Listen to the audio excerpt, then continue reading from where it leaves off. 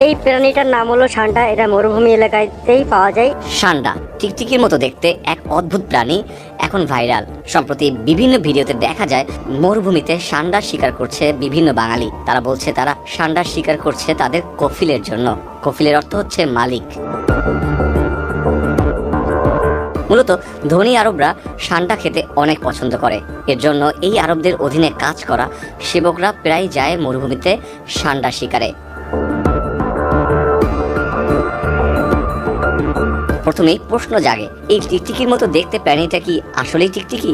উত্তর হচ্ছে হ্যাঁ, তবে এরা সাধারণ টিকটিকির থেকে অনেক আলাদা। এদের দেহ বেশ মোটা, আর সবচেয়ে আকর্ষণীয় জিনিসটা হলো এর লেজ। এই লেজ দিয়ে এরা শত্রুর আক্রমণ থেকে নিজেদের রক্ষা করে।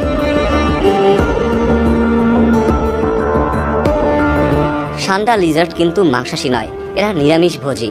পাতা, শুকনো ঘাস এসবই এদের খাদ্য তালিকায় থাকে। মরুভূমির কঠিন পরিবেশেও এরা খুব ভালোভাবে টিকে থাকতে পারে।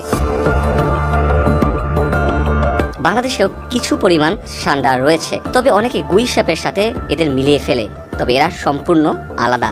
অনেকে মনে করে সান্ডা লিজার্ডের তেল নাকি খুব মূল্যবান এবং বিভিন্ন ঔষধ হিসেবে কাজ করে। এই কুসংস্কার এমন পর্যায়ে গিয়েছে যে অনেক মানুষ এই প্রাণীটিকে ধরে ধরে মেরে ফেলে শুধুমাত্র এই তথাকথিত তেল পাওয়ার জন্য। অথচ এই বিশ্বাসের কোনোই বৈজ্ঞানিক ভিত্তি নেই।